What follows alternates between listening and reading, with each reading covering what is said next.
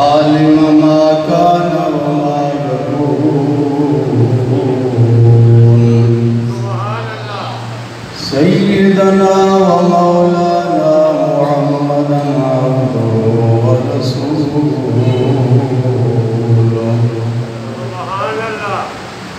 أما بعد فأعوذ بالله من الشيطان الرجيم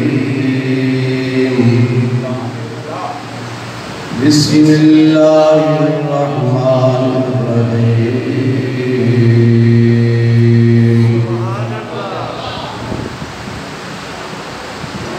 محمد رسول الله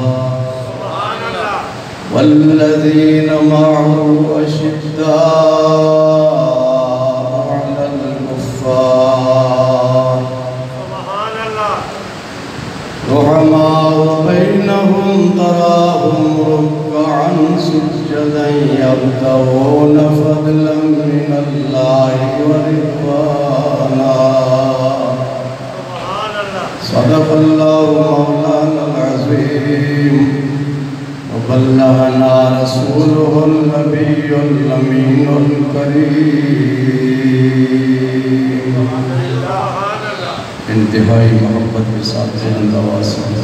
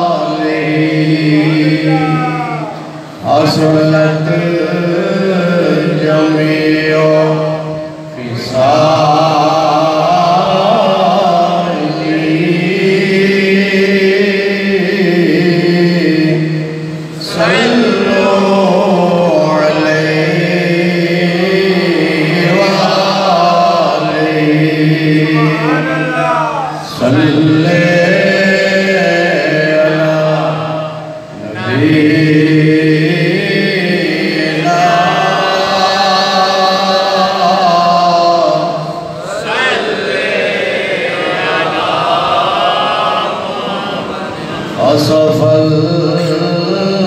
القمر بجماله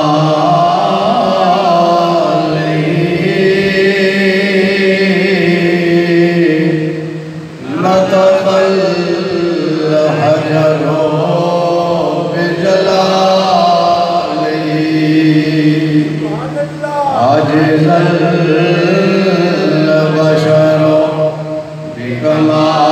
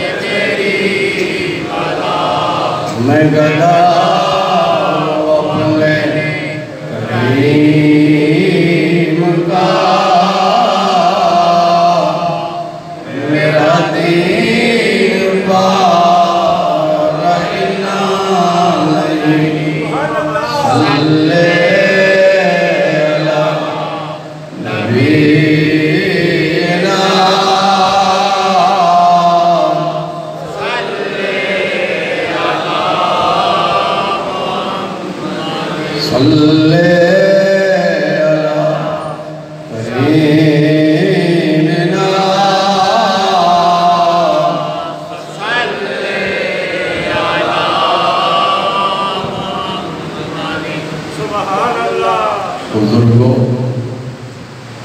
بھائیوں، عزیزوں، تقریر کا موضوع ہے حضرت عثمان غنی رضی اللہ تعالی عنہ اور لیلۃ القدر۔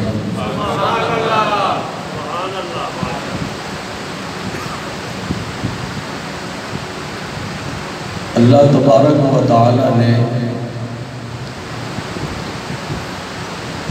انسانوں کی ہدایت کے لیے اور انسانوں کو سیدھا راستہ دکھانے کے لیے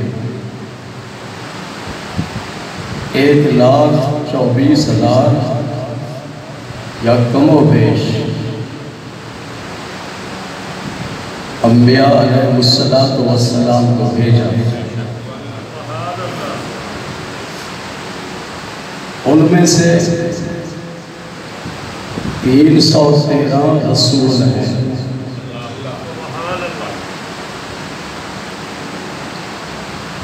اور 4 مرسل ہیں۔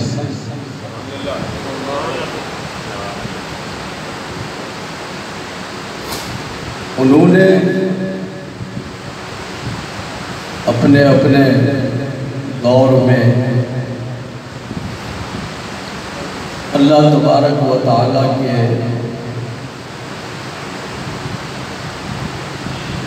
بتائے ہوئے احکامات، اللہ کی تعلیمات اور اللہ کے ارشادات کو لوگوں تک پہنچایا۔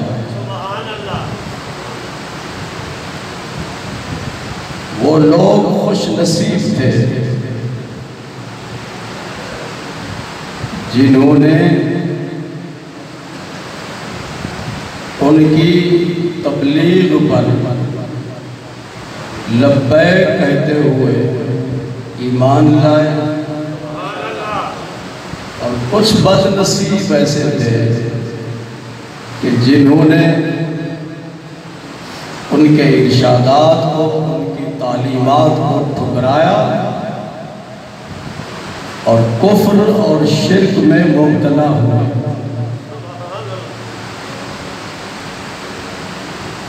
جنہوں نے ان کی تعلیمات پر لبیک کہا،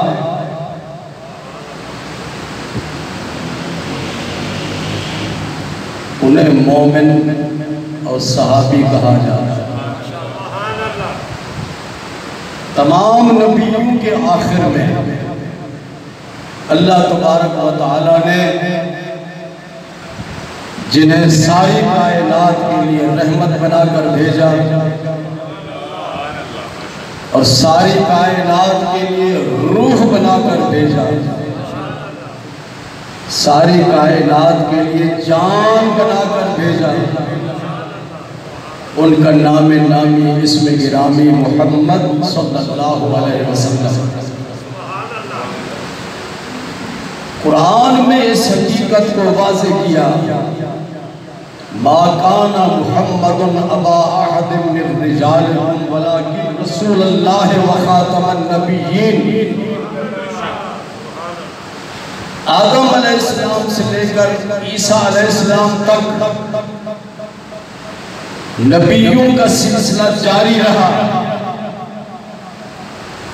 نبی آتے رہے، لیکن حضرت عیسیٰ علیہ السلام کے بعد حضور صلی اللہ علیہ وسلم کی تشریف آوری ہوئی، آپ کے بعد نبوت کا رسالت کا سلسلہ ختم کر دیا گیا، اور کائنات پر یہ بات واضح کر دی گئی کہ آپ کے بعد قیامت تک کے لیے کوئی نبی نہیں آ سکتا، سچا نبی نہیں آ سکتا، سچا رسول نہیں آ سکتا۔ آپ کا دین دین اسلام آخری دین ہے، اس کے بعد کوئی دین نہیں آ سکتا۔ آپ پر جو کتاب نازل کی گئی وہ قرآن مجید ہے، قیامت تک کوئی اور کتاب اللہ تعالیٰ کی طرف سے نازل نہیں ہوگی۔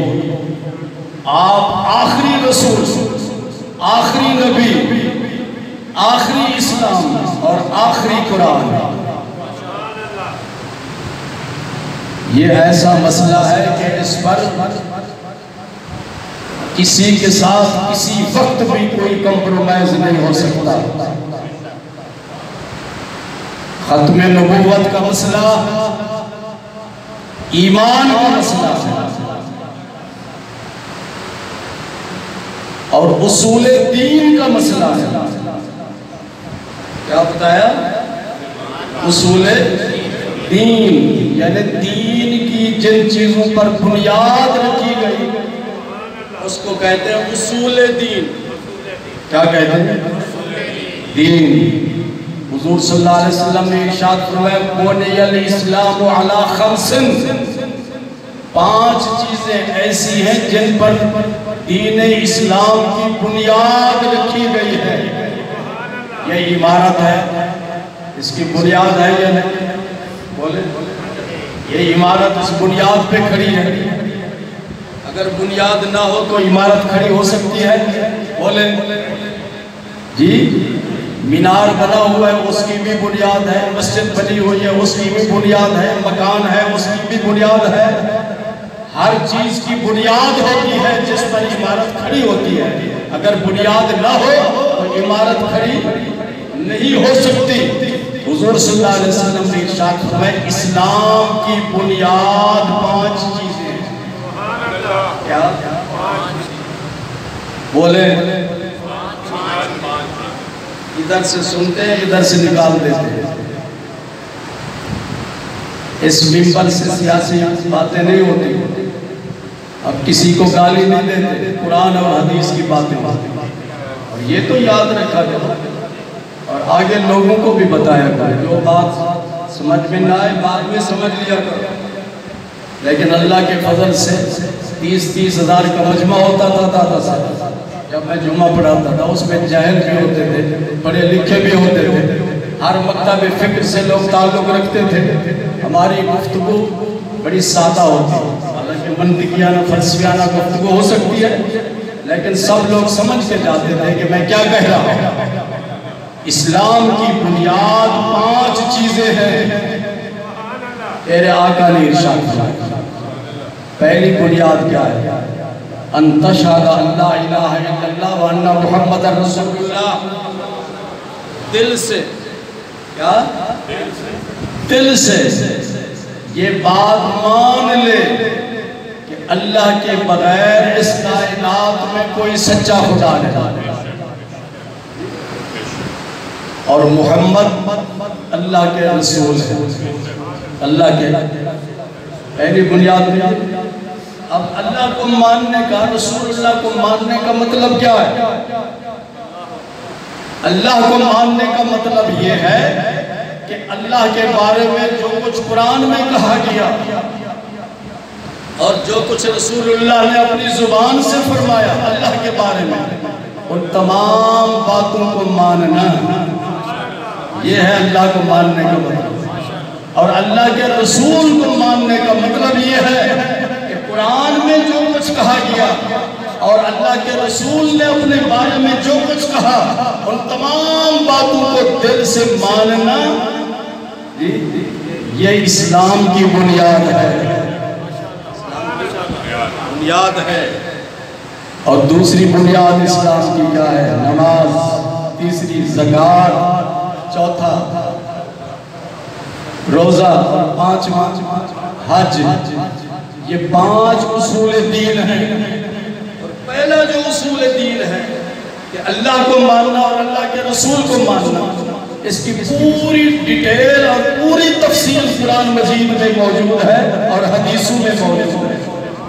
اور قرآن کہتا ہے، قرآن نے کہا کہ میرے محبوب کی شان یہ ہے کہ آپ آخری نبی ہیں، آپ کے بعد کوئی نبی نہیں آ سکتا۔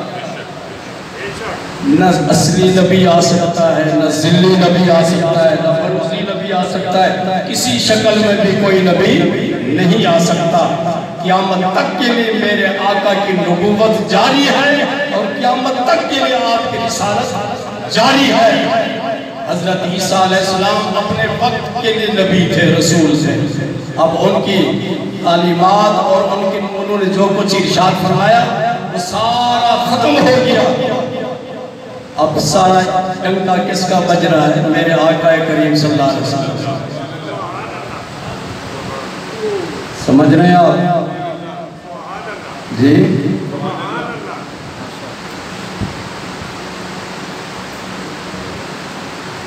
درود پاک۔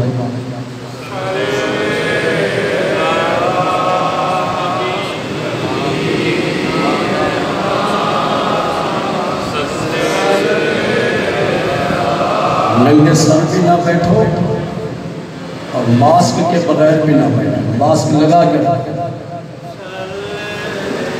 ماسک سے خود بھی آپ محفوظ رہیں گے بیماری سے، دوسرے بھی محفوظ رہیں گے۔ اس چیز کا خیال رکھو۔ یہ تو اللہ تبارک و تعالیٰ کی کرم نوازی ہے کہ مسجدیں آباد ہیں اور مسجدوں میں دعائیں ہوتی ہیں، اور پاکستان میں وہ حالات نہیں جو انڈیا میں حالات ہیں۔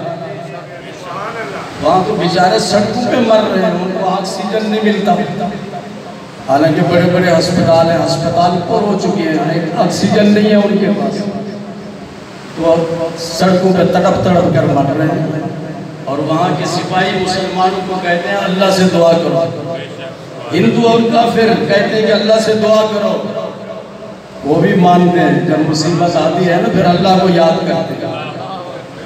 کشمیر میں ظلم و ستم ختم کرو، یہ کرونا ہندوستان سے ختم ہو جائے۔ اسرائیل والے فلسطینوں کے ظلم ختم کریں، وہاں کرونا ختم ہو جائے۔ مسلمانوں کو گاجر مولی کی طرح کاٹ رہے ہیں، اس لیے پوری دنیا میں اللہ تبارک و تعالیٰ اس عذاب کو مسلط کر رہے ہیں۔ نمرود جانتے ہیں؟ نمرود کو جانتے ہیں؟ حضرت ابراہیم علیہ السلام کے زمانے میں وہ بادشاہ تھا، اس کا نام تھا نمرود۔ وہ کہتا تھا انا ربکم الاعلی، میں تمہارا خدا، میں۔ پھر حضرت ابراہیم علیہ السلام کا مناظرہ ہوا، بڑی لمبی چوڑی تفصیل ہے۔ اس نے اللہ کی گستاخی کی اور اللہ کے نبی کی بے ادبی اور گستاخی کی۔ اللہ تبارک و تعالیٰ نے ایک مچھر کو اس کے ناک کے ذریعے اس کے دماغ میں پہنچا۔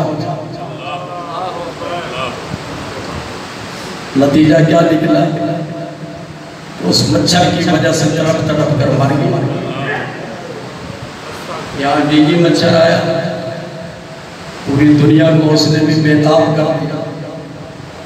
اب یہ جراثیم آ گیا، پوری دنیا اس کی لپیٹ میں۔ اللہ کی لاٹھی بے آواز ہے۔ اللہ رحمان بھی ہے، رحیم بھی ہے، وہ فوری طور پر کسی کو اپنی گرفت اور عذاب میں مبتلا نہیں کرتا کیونکہ رحمان ہے۔ لیکن جب بے ادبی اور گستاخی، نافرمانی انتہا تک پہنچ جاتی ہے، پھر اللہ تبارک و تعالیٰ قہار بھی ہے، پھر اپنے سخت قسم کے عذاب میں مبتلا کرتا ہے۔ یہ فرانس والا بک بک کرتا ہے، وہاں بھی ایک کرونا پہنچا ہوا ہے، اب بھی عبرت حاصل نہیں کرتے۔ حضور صلی اللہ علیہ وسلم کو اللہ تعالیٰ نے جو ساتھی عطا فرمایا، صحابی، جی ہر نبی کے ساتھی ہوتے ہیں، تو حضور صلی اللہ علیہ وسلم کے بھی ساتھی، حضرت ابوبکر صدیق رضی اللہ تعالیٰ عنہ سے لے کر حضرت بلال تک 1,40,000 سے زیادہ صحابہ ہیں، اور ہر ایک کے اندر کوٹ کوٹ کر عشق مصطفیٰ بھرا ہوا، ان کے سینے عشق مصطفیٰ سے منور اور روشن تھے۔ اللہ کے نبی کی عظمت پر، آپ کے ناموس پر، آپ کی عزت پر پہرا دیتے تھے، اور اگر مقابلے میں باپ آتا تو اس کو بھی قتل کر دیتے، بیٹا آتا تو اس کو بھی قتل کر دیتے، کسی کو نہیں چھوڑتے۔ جنگ بدر کے موقع پر جن کافروں کو گرفتار کر کے حضور صلی اللہ علیہ وسلم کی خدمت میں پیش کیا گیا، ان کافروں میں حضرت ابوبکر صدیق رضی اللہ تعالیٰ عنہ کے بیٹے عبد الرحمن بھی تھے، جنہوں نے اس وقت تک اسلام قبول نہیں کیا تھا، بعد میں مسلمان ہو گئے تھے۔ جب حضور صلی اللہ علیہ وسلم کے سامنے قیدی بنا کر ان کو پیش کیا گیا تو حضرت ابوبکر صدیق رضی اللہ تعالیٰ عنہ وہاں موجود تھے، تو عبد الرحمن نے اپنے باپ پر احسان جتلاتے ہوئے کہا، اے میرے والد ماجد، آپ میدان بدر میں جب جنگ ہو رہی تھی، میری تلوار کے سامنے کئی مرتبہ آئے، میں نے آپ کو معاف کر دیا، کیا آپ میرے والد تھے، اس لیے میں نے تلوار نہیں اٹھائی۔ تو حضرت ابوبکر صدیق رضی اللہ تعالیٰ عنہ نے کیا جواب دیا؟ سیرت کی تاریخ میں، سیرت کی کتابوں میں، تاریخ اسلام میں سنے حروف کے ساتھ لکھنے کے قابل آپ نے ارشاد فرمایا، اے عبد الرحمن، اگر تو میری تلوار کے سامنے آتا ہے تو ایک ٹکڑا نہیں، ہزاروں ٹکڑے کر کے سرکار کے قدموں میں پیش کر دے گا۔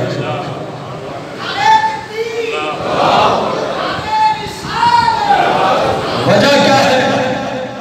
آپ نے فرمایا اس کی وجہ یہ ہے کہ جب سے ہم نے حضور صلی اللہ علیہ وسلم کے ساتھ رشتہ قائم کیا ہے، تعلق قائم کیا ہے، دنیا کے تمام رشتوں کو آپ کی ذات میں قربان کر دیا،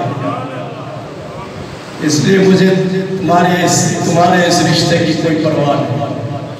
حضرت عثمان غنی رضی اللہ تعالیٰ عنہ حضور صلی اللہ علیہ وسلم کے داماد ہیں، کیا ہے؟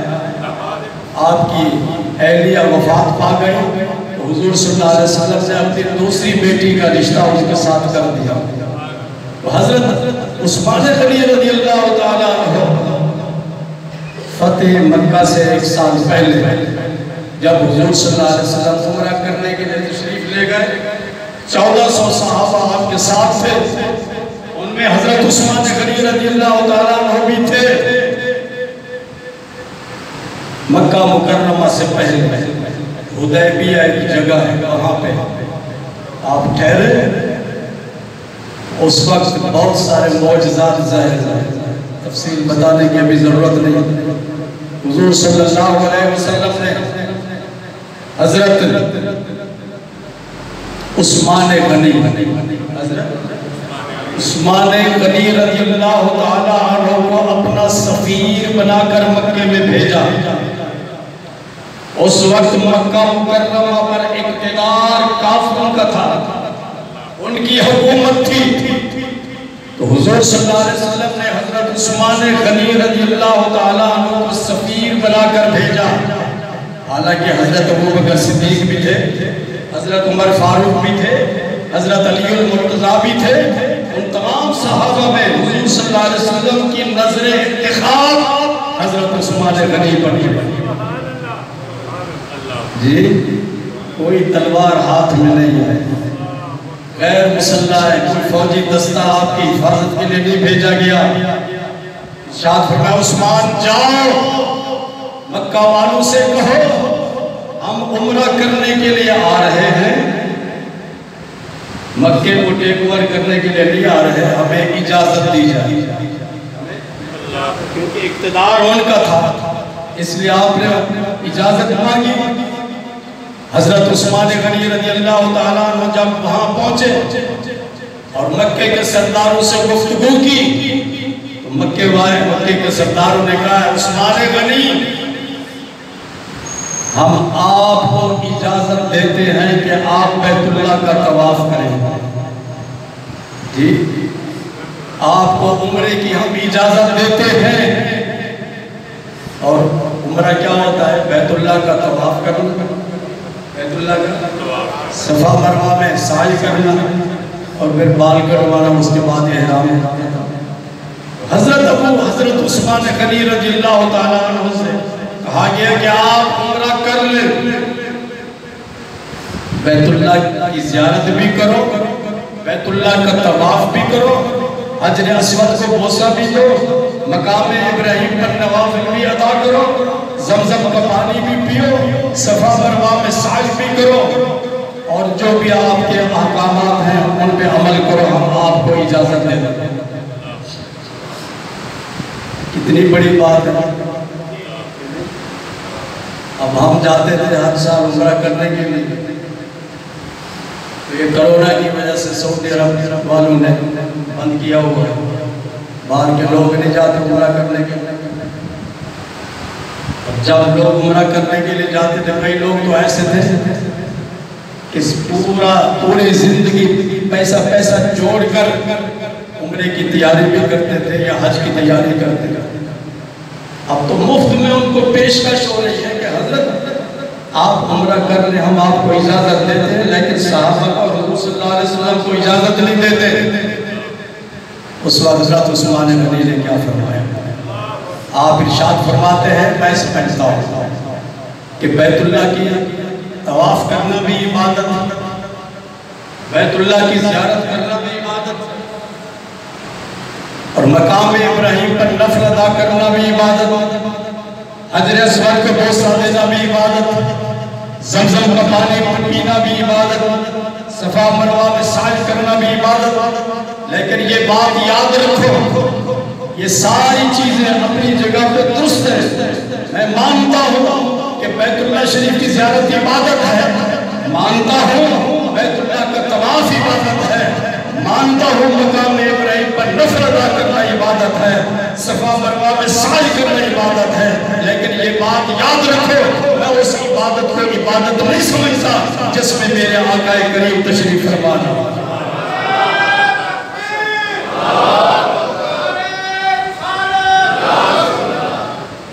صرف کلمہ پڑھ لینا کافی نہیں ہے، یہ ہم نے کلمہ پڑھ لیا، کلمے کے ساتھ ادب بھی ہونا چاہیے۔ کیا؟ ادب بھی ہونا چاہیے۔ حضور صلی اللہ علیہ وسلم ادب نہیں ہے تو اس کلمے کی کوئی ضرورت نہیں ہے۔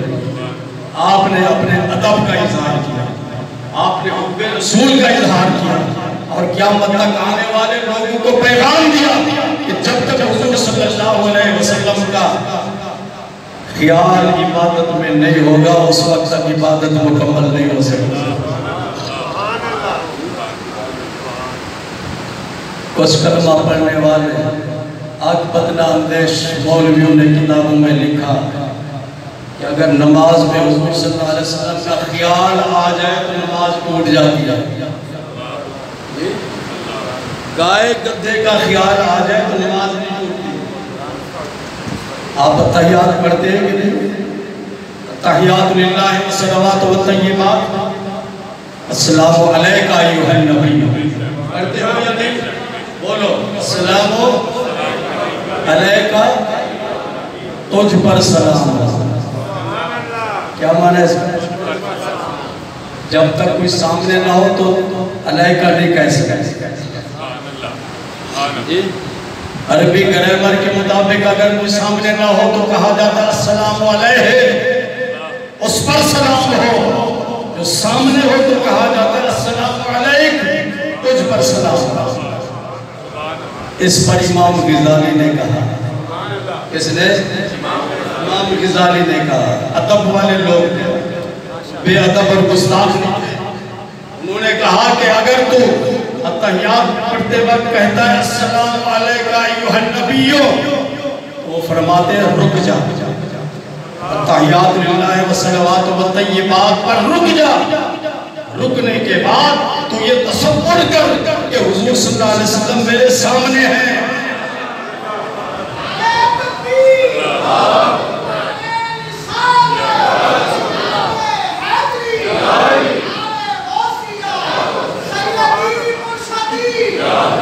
پھر کہو السلام علیکہ ایھا النبی ورحمۃ اللہ۔ ایسی نماز پڑھنے والے بابا فرید بنتے ہیں، ایسی نماز پڑھنے والے داتا گنج بخش بنتے ہیں، ایسی نماز پڑھنے والے غوث الاعظم بنتے ہیں۔ اور ہماری حالت یہ ہے کہ جب نماز شروع کرتے ہیں دنیا بھر کے سارے خیالات ہمارے سامنے آ جاتے ہیں، کہ نہیں؟ ہمارے دماغ میں گھوم رہے ہوتے ہیں۔ بزنس مین ہے تو بزنس کا، ملازم ہے تو ملازمت کا، جی، اور اسی طرح نوکری پیشہ ہے تو اس کا، یہ سارے سلسلے چلتے ہیں۔ نماز کے اندر ساری دنیا بھر کے سارے خیالات آ جاتے ہیں، اس نماز کا کوئی فائدہ نہیں۔ فرض تو ادا ہو جائے گا لیکن نماز کے جو فیوز و برکات ہیں وہ حاصل نہیں ہوتے۔ جنہوں نے پوری توجہ کے ساتھ نماز پڑھی وہ صحابی بن گئے، وہ ولی اللہ بن گئے۔ تو حضرت عثمان غنی رضی اللہ تعالیٰ عنہ نے یہ کہا کہ عشق کے اس مقام پر فائز ہے کہ ان کی نگاہوں میں میرے آقا کے ساتھ کوئی چیز نہیں جچتی تھی۔ ادھر مکے میں یہ کہہ رہے ہیں اور حدیبیہ کے مقام پر صحابہ عرض کرتے ہیں یا رسول اللہ، حضرت عثمان غنی بڑے خوش قسمت ہیں، بیت اللہ کا طواف بھی کر رہے ہوں گے، زیارت بھی کر رہے ہوں گے، آب زمزم بھی پی رہے ہوں گے، صفا مروہ میں سعی بھی کر رہے ہوں گے۔ حضور صلی اللہ علیہ وسلم نے ارشاد فرمایا میرے صحابہ یہ بات ذہن نشین کر، میرے بغیر عثمان غنی نگاہ اٹھا کر بیت اللہ کو نہیں دیکھے گا۔ طواف تو طواف، نگاہ اٹھا کر بھی بیت اللہ کو نہیں دیکھے گا۔ اللہ اکبر۔ ادھر وہ گفتگو کر رہے ہیں اور ادھر سرکار یہ فرما رہے ہیں۔ اللہ اکبر۔ حضرت عثمان غنی رضی اللہ تعالیٰ بہت بڑے سخی ہیں، بہت آپ نے اسلام کی ترویج اور مسلمانوں کی خدمت کے لیے اپنا تن من دھن ہر چیز قربان کی ہوئی۔ اللہ تبارک و تعالیٰ نے اپنے محبوب کریم کے وسیلے سے ہمیں قرآن بھی عطا کیا، اسلام بھی عطا کیا اور صحابہ بھی عطا کیے اور اہل بیت بھی عطا کیے۔ اللہ تعالیٰ نے آپ کے وسیلے سے ہمیں ماہ رمضان عطا کیا اور آپ کے وسیلے سے لیلۃ القدر عطا کیا۔ قرآن کہتا ہے اِنَّا أَنزَلْنَاهُ فِي لَيْلَةِ الْقَدْرِ لَيْلَةُ الْقَدْرِ خَيْرٌ مِّنْ أَلْفِ شَهْرٍ۔ حضور صلی اللہ علیہ وسلم نے ارشاد فرمایا کہ لیلۃ القدر کو ماہ رمضان کے آخری 10 دنوں کی تاک راتوں میں تلاش کرو۔ کیا؟ تاک راتوں میں تلاش کرو۔ تاک راتیں کون سی ہیں؟ 21ویں، 23ویں، 25ویں، 27ویں اور 29ویں۔ آپ نے ایک تاریخ متعین نہیں فرمائی، فرمایا ان تاک راتوں میں تلاش کر۔ مقصد یہ تھا کہ ہر تاک رات میں جتنی بھی زیادہ سے زیادہ یہ عبادت آ سکے۔ قرآن نے کہا جس کو یہ رات مل جائے اس ایک رات کی عبادت 1000 مہینے کی عبادت سے بہتر ہے۔ اشرف فہد ایک رات کی عبادت 1000 مہینے کتنے سال بنتے ہیں؟ آپ سے پوچھا، آپ صحیح نہیں کہا، صحیح بتاؤ بھائی۔ 1000 مہینہ، 1000 مہینے کے انجم سے کتنے سال بنتے ہیں؟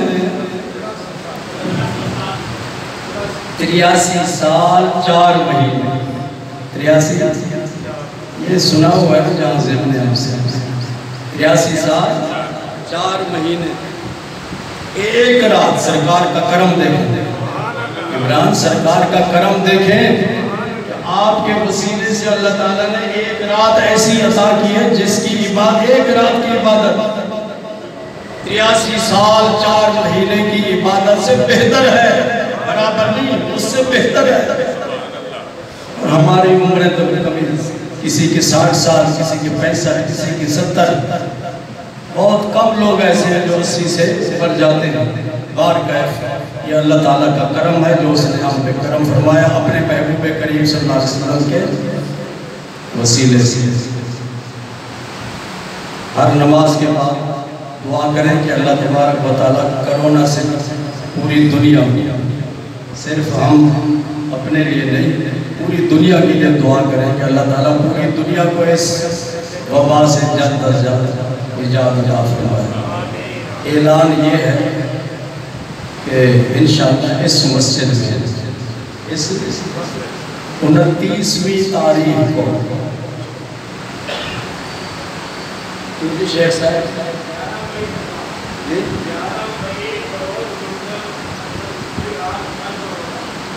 28واں روزہ ہوگا، منگل کا دن، منگل کی شام 11 مئی۔ بولے یاد، بولو یاد رکھو۔ جب استاد پڑھاتا ہے نا بچوں کو تو کہتا ہے جو میں نے کہا اس کو دہراؤ، اس لیے تاکہ یاد رہے۔ 11 مئی کون سا دن ہے؟ منگل کا دن۔ منگل کی شام کو ہماری اس مسجد میں ختم قرآن ہوگا، اور اس موقع پہ میں ہر سال مکمل قصیدہ بردہ شریف پڑھتا رہا ہوں، اس سال بھی کوشش کروں گا کہ مکمل قصیدہ بردہ شریف پڑھا جائے۔ تو آپ سب لوگ اس محفل میں شرکت کریں اور پانی کی بوتلیں ساتھ لے کر آئیں، ان پہ دم کیا جائے۔ تو اس ختم قرآن کے لیے آپ جتنا بھی آپ سے مدد ہو سکے شیخ صاحب کو دفتر میں پیش کریں۔ دوسرا اجتماع اتوار کی شام میں، اتوار کی پیر کی رات ہوگی، 27ویں رمضان، کیا 27ویں رمضان المبارک ہوگا۔ ہم نے جو مدرسہ بنایا ہے ماگا منڈی سے آگے نتر خالصہ میں، وہاں مسجد بنائی ہے، اس مسجد کا نام ہے جامع مسجد حضرت عبداللہ. کیا نام ہے؟ اس اعتبار کی شام کو وہاں پہ ختم قرآن ہو. کوشش کریں کہ وہاں پہنچیں. ٹھیک ہے؟